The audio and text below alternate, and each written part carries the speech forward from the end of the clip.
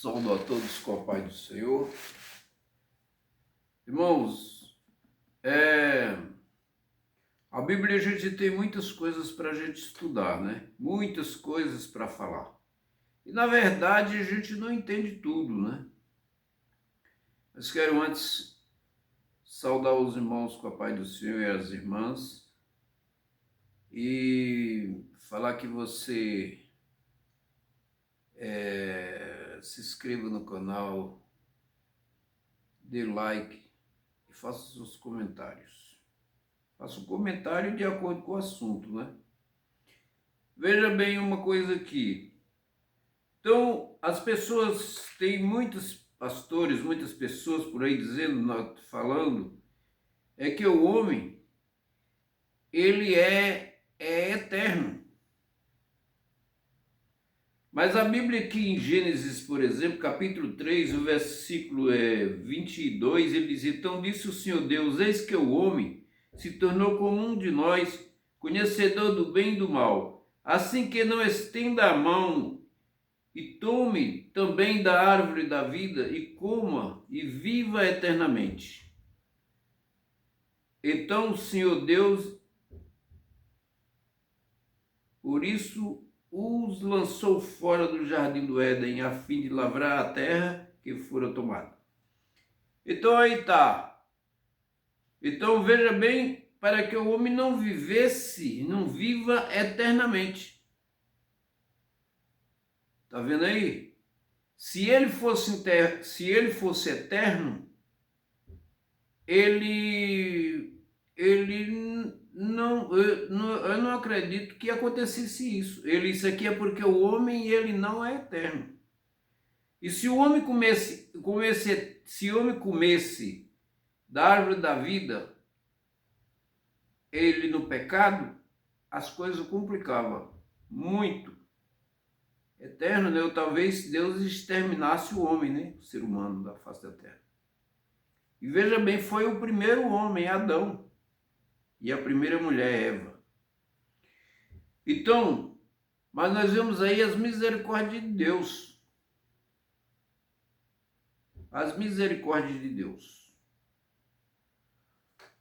Então, e por que eu falo essas coisas? Porque implica muitas coisas que as pessoas falam, que o ser humano vai queimar eternamente no lago de fogo. E eu não creio. Porque primeiro, o homem ele não é eterno. Depois vem a justiça de Deus. E Deus enviou Jesus para nos salvar.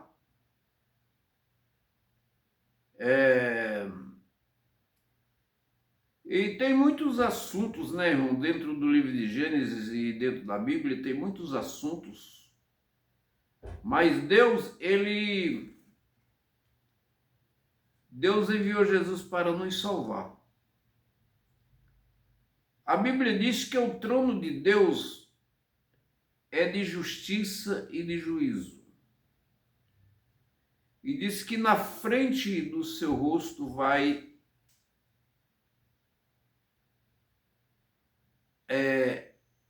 a verdade e a misericórdia. Então, irmãos, veja bem aí, muitas pessoas pensam que Deus vai deixar o ser humano queimar a vida toda, nunca vai tirar do lago de fogo. Mas a Bíblia não fala isso.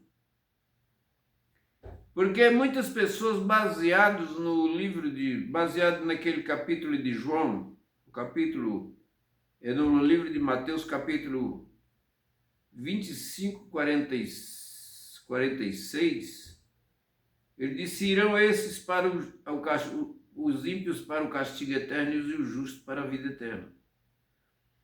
Então, se a pessoa se for pegar na língua portuguesa, aí a palavra eterna ali é o mesmo sentido. Mas na verdade que na língua original essas palavras elas não têm o mesmo. Para Deus, A palavra eterno, por exemplo, é no sentido absoluto, porque Deus, ele nunca, Deus, ele toda a vida existiu. Ele é eterno tanto antes como depois. Todo tempo Deus é eterno. Porque Deus, ele não é igual ao nós, como os animais, como as estrelas, como os anjos que foram criados. Por isso que Jesus disse ali em João, no capítulo 1, versículo 3 do Evangelho de João, ele disse: todas as coisas foram feitas por intermédio dele, o apóstolo dizendo. Ele disse: sem ele, nada de que foi feito se fez. Então, ali mostra a divindade de Cristo também. Mas veja bem, irmãos, olha, Deus, ele nos criou e todas as pessoas que aceitaram Jesus como o Salvador, eles não precisam mais da pessoa passar no inferno. Porque Jesus já pagou o preço por cada um de nós. Mas como a pessoa não confessou ele como seu Salvador, então ele sofre as consequências. É como a gente alguém quiser pagar a dívida nossa, pagar uma dívida, e você diz: não, eu rejeito, eu não quero que ninguém pague a minha dívida, eu mesmo vou trabalhar, eu mesmo vou pagar a minha própria dívida. Só que essa dívida, a dívida do pecado, da iniquidade, isso o homem não pode pagar. Só quem pôde pagar isso daí foi Jesus na cruz do Calvário. Então, quando leva isso aí para o fim, para o juízo final, aí tem muita gente que diz que a pessoa vai queimar eternamente, que nunca vai sair do lago de fogo. Mas tem muitas coisas, por exemplo, no Velho Testamento, as leis cerimoniais, as leis dos 10 mandamentos, a lei de Moisés, não a lei dos 10 mandamentos, a lei dos 10 mandamentos ela permanece, né? Mas a lei de Moisés, que era 613 leis, essas leis elas foram abolidas. Não há mais necessidade, porque essas leis elas foram até Cristo. Você pode ver, por exemplo, no livro de Mateus, por exemplo, capítulo 17 e o versículo 18, capítulo 5, versículo 18, 17 e 18, Jesus disse que ele não veio abolir a lei e os profetas, mas veio para cumprir. Ele disse que no versículo 18, ele disse: verdade, verdade, vos digo que no pacto são um i, não é um tio, até que tudo se cumpra. Veja, até que tudo se cumpra. Depois que cumpriu, não há mais necessidade mais de permanecermos fazendo as mesmas coisas. Você vê que todas aquelas leis que Israel praticava no deserto, no santuário, hoje não faz mais a matança de animais, o sacrifício de animais e tantas outras coisas, tantos rituais que eles faziam ali. No livro, por exemplo, era considerado como estatuto perpétuo, ou seja, eterno. Aí, lá no livro de Efésios, capítulo 2, versículo 15, ele diz que ele aboliu na carne a lei dos mandamentos. Não é os 10 mandamentos, é a lei dos mandamentos, as leis do santuário, a lei de Moisés. Ele diz que aboliu na carne a lei dos mandamentos na forma de ordenança, para que criasse dos dois em si mesmo um novo homem. Então nós somos uma nova criatura em Cristo Jesus. E não há nenhuma necessidade mais de nós. Também lá no livro de Hebreus ele diz que mudando o sacerdote, morrendo quando morre o que ele diz? Muda o sacerdote, muda a lei. Então Jesus ele cumpriu. Agora veja bem ali, no livro de Apocalipse, eu creio, irmão, olha, eu creio que no livro de Apocalipse vai ter muitas pessoas que vai ser absorvido. Porque tem muitas pessoas que nunca ouviram o Evangelho, que viveram numa época que não tinha, ninguém pregava o Evangelho. Não houve, não tinha pregação de Evangelho. No tempo de Noé, por exemplo, apesar dessa história do povo de Noé é outro assunto ali. Mas veja que muitas pessoas nunca ouviram falar do Evangelho, nunca viveram numa simplicidade.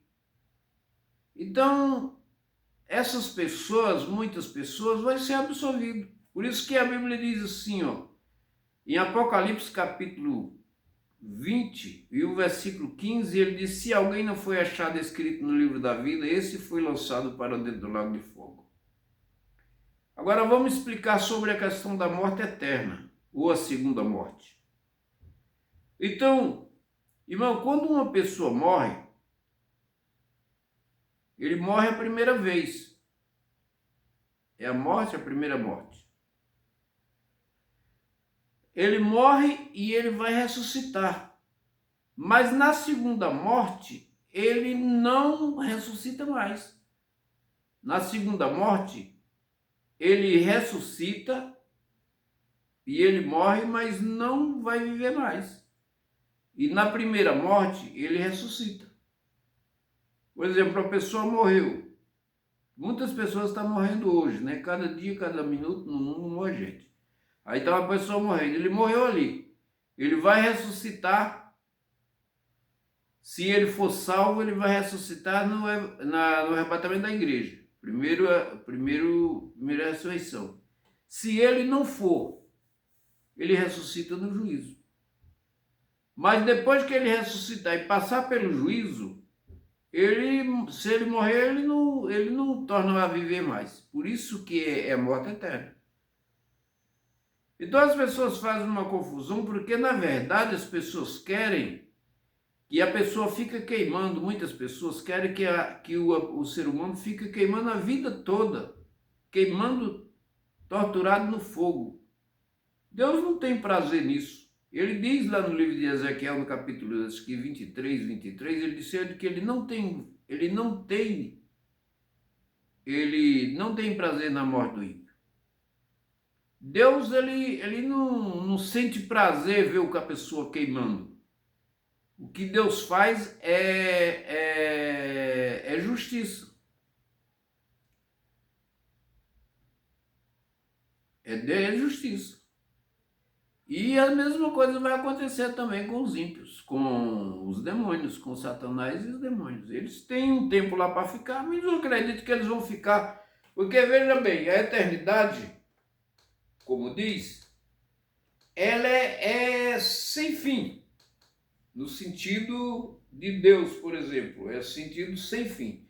Agora, no sentido humano, ela é por tempo indefinido, por tempo indeterminado. Não é?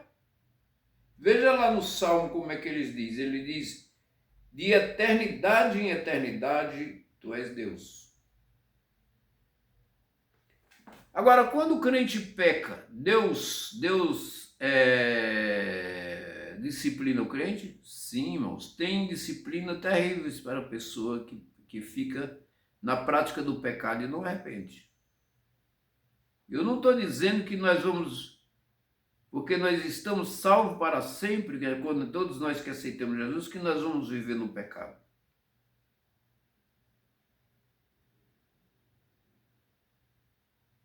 Paulo diz lá em Romanos capítulo 6, acho que 6, ele diz assim: permanecemos no pecado para que a graça seja mais abundante? Ele disse absolutamente. Como viveremos nós nos pecados, nós que para ele morremos? Nós já morremos no pecado. Nós já morremos para o pecado. O pecado está morto para nós. Então nós vivemos em novidade de vida. O batismo é um sepultamento. Porque o crente está morto para o mundo e está vivo para Deus. Enquanto o mundo, aí no pecado, Está morto para Deus e está vivo para o mundo. Mas que nós tenhamos, irmãos, ficando firme na presença do Senhor.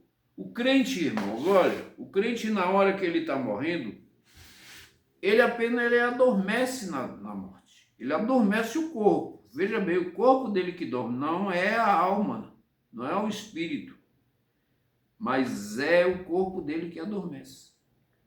Mas o ímpio, ele tem uma morte diferente, porque ele morreu no pecado. Então, mas se você ainda não for um crente de Jesus e quiser aceitar Jesus, ele está de braços abertos, ele quer te salvar. Eu estou aguardando o arrebatamento da igreja. Estamos aguardando o arrebatamento da igreja, que Jesus vem, e eu acredito a qualquer momento desse. Que Jesus abençoe.